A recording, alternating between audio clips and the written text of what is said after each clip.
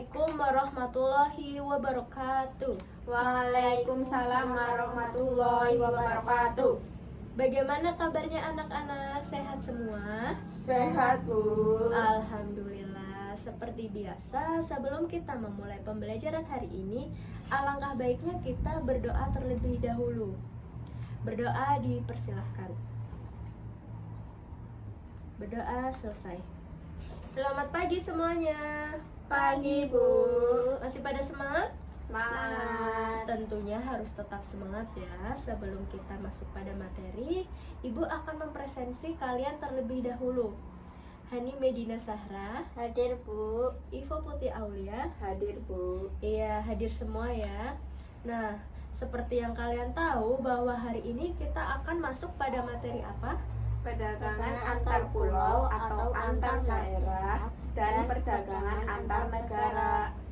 Iya, untuk minggu lalu kita sudah belajar mengenai peran pelaku ekonomi dalam perekonomian bangsa. Nah, untuk hari ini kita akan masuk pada materi perdagangan antar daerah atau antar pulau dan perdagangan antar negara. Nah, dalam pembelajaran hari ini, Ibu harap nanti kalian dapat menjelaskan pengertian perdagangan antar pulau atau antar daerah dan antar negara. Kalian dapat menjelaskan tujuan mengenai perdagangan antar pulau atau antar daerah dan antar negara, dan dapat menjelaskan faktor pendorong dan manfaat perdagangan antar daerah dan antar negara. Oke, sebelumnya kalian pasti sering membeli makanan ringan ya? Iya, Bu. Nah, apakah kalian memperhatikan bungkus makanan ringan tersebut? Tidak pernah. Nah, setelah materi hari ini, carilah informasi tentang nama pabrik yang memproduksi barang tersebut. Kalau kalian sudah tahu nama perusahaan tersebut, besok kamu lihat berada di kota mana perusahaan itu. Pasti di antara produk-produk kemasan yang ada di rumah kamu, produksinya yang ada di luar kota, bahkan luar pulau. Nah, misalnya kamu tinggal di Kebumen, tapi pabrik yang memproduksi barang itu di Surabaya. Begitu pula sebaliknya. Nah, itu adalah salah satu contoh dari adanya bentuk perdagangan. Nah, secara umum bentuk perdagangan dibagi menjadi dua, yakni perdagangan antar daerah atau antar pulau dan perdagangan antar negara. Iya, mari kita pelajari satu persatu. Sebelumnya, siapa yang tahu definisi dari perdagangan? Saya, Bu. Iya, silahkan. Definisi dari perdagangan merupakan kegiatan tukar-menukar barang atau jasa dengan kesepakatan bersama-sama. Iya, benar sekali. Nah, kegiatan tersebut seiring berkembangnya zaman sudah bisa dilakukan secara nasional. Semakin canggihnya teknologi, maka jangan heran jika barang tersebut di kota Pulau Jawa bisa ada di Pulau Sumatera. Nah, sekarang kita akan masuk pada materi perdagangan antar pulau atau antar daerah. Nah, Ibu akan menjelaskan mengenai definisi dari perdagangan antar pulau atau antar daerah. Perdagangan antar pulau atau antar daerah adalah perdagangan yang dilakukan dengan cakupan antar daerah atau antar pulau dalam suatu wilayah. Selanjutnya, tujuan perdagangan antar pulau dan antar daerah. Ada yang bisa menyebutkan tujuan dari perdagangan antar pulau atau antar daerah? Saya, Bu. Ya, silahkan. Memperoleh keuntungan dan memperluas jangkauan pasar. Iya, benar sekali. Terima kasih ya, Hani. Nah, saat ini perdagangan antar daerah atau antar pulau tidak lagi dilakukan secara tradisional. Walaupun ada beberapa wilayah yang masih mempertahankan cara tradisional tersebut. Saat ini, perkembangan teknologi yang semakin pesat ikut serta memberikan dampak kepada perekonomian kita, seperti halnya jual beli online.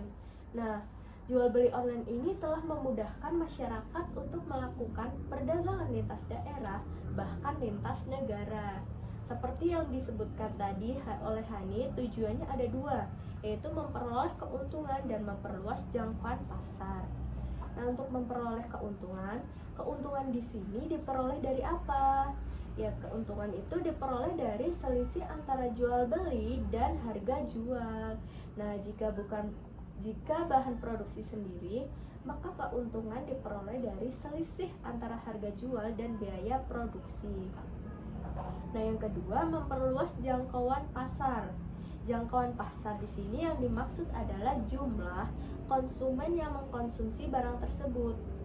Nah, semakin banyak dan tersebar di berbagai daerah, maka semakin luas jangkauan pasarnya. Contohnya bagaimana, Bu? Ya, contohnya seperti ini. Produk minyak gosok tradisional dari daerah X dijual ke daerah Y. Maka sekarang pengguna minyak gosok daerah tersebut tidak hanya penduduk daerah X saja, melainkan juga penduduk daerah Y. Iya, benar. Sampai di sini ada yang ingin ditanyakan? Belum, Bu. Oke, karena belum ada yang ditanyakan, Ibu akan melanjutkan mengenai faktor pendorong dan manfaat perdagangan antar pulau atau antar daerah. Perdagangan antar daerah ini tidak semerta-merta muncul. Perdagangan ini muncul karena adanya faktor pendorong. Ada yang bisa menyebutkan faktor pendorong dari perdagangan antar daerah? Saya, Bu. Ya, silahkan. Faktor pendorong perdagangan antar daerah atau antar pulau yaitu perbedaan faktor produksi yang dimiliki dan perbedaan tingkat harga. Iya, benar sekali. Terima kasih ya, Ivo. Untuk faktor pendorong tersebut ada dua. Yang pertama itu perbedaan faktor produksi yang dimiliki, seperti halnya faktor produksi alam. Contohnya seperti ini.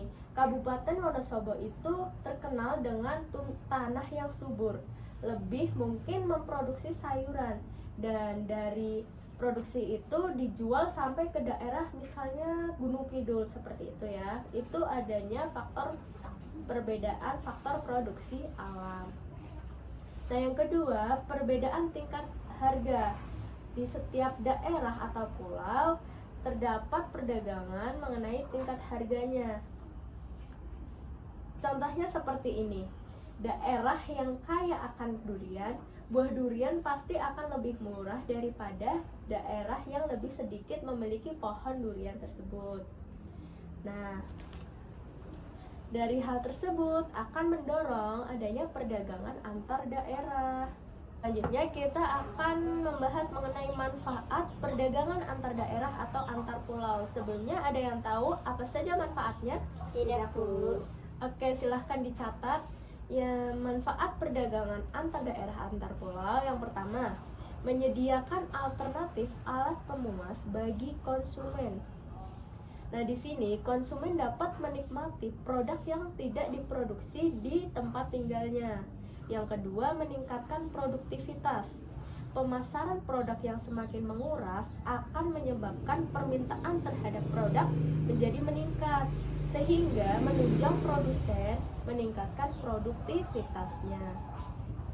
Nah, yang ketiga, memperluas kesempatan kerja bagi masyarakat. Peningkatan jumlah barang yang diproduksi dalam jumlah besar akan menyebabkan produsen membutuhkan tenaga kerja tambahan. Nah, sehingga akan ada lowongan kerja tambahan pula. Selain itu, perdagangan antar daerah juga akan memunculkan unit-unit usaha baru seperti jasa kirim, perluasan transportasi, dan sebagainya. Nah, biasanya kalau hasil perdagangan sudah bisa masuk ke skala nasional, maka para usahawan itu akan melebarkan sayap distribusi ke jenjang yang lebih tinggi. Kita akan masuk ke perdagangan antar negara. Nah, sebelumnya ada yang tahu definisi dari perdagangan antar negara?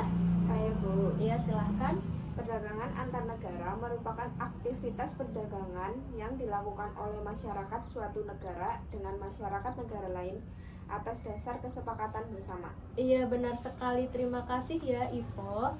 Nah, dari sini Ibu akan menjelaskan mengenai contohnya. Jadi begini, saudara, kamu memiliki barang, tapi barang tersebut dikirimkan dari luar negeri. Nah, misalnya Singapura. Nah, itu merupakan contoh dari perdagangan antar negara. Oke, sampai di sini ada yang ditanyakan? Belum, Bu. Oke, selanjutnya Ibu akan melanjutkan mengenai ruang lingkup perdagangan antar negara.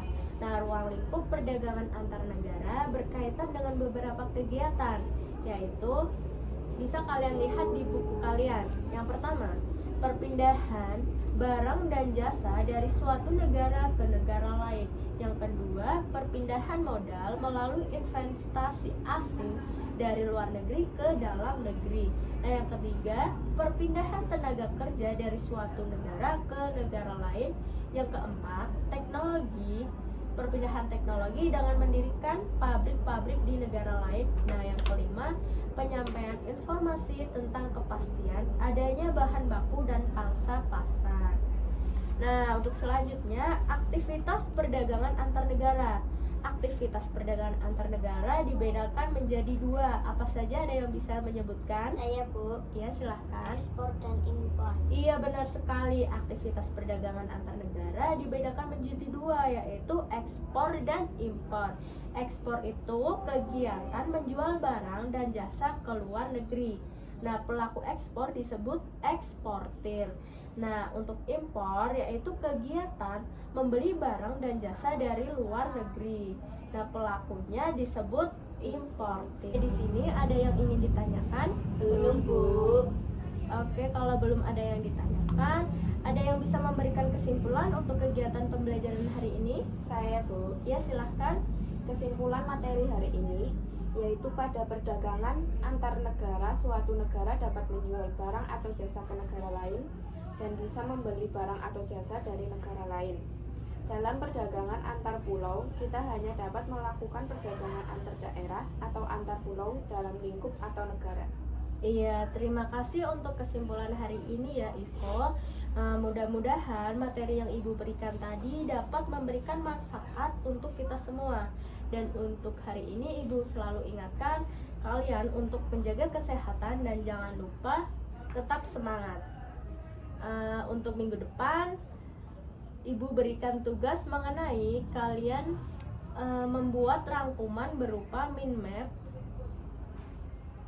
dan dikumpulkan untuk minggu depan di ketua kelas. Oke, sekian untuk hari ini. Terima kasih. Wassalamualaikum warahmatullahi wabarakatuh. Waalaikumsalam warahmatullahi wabarakatuh.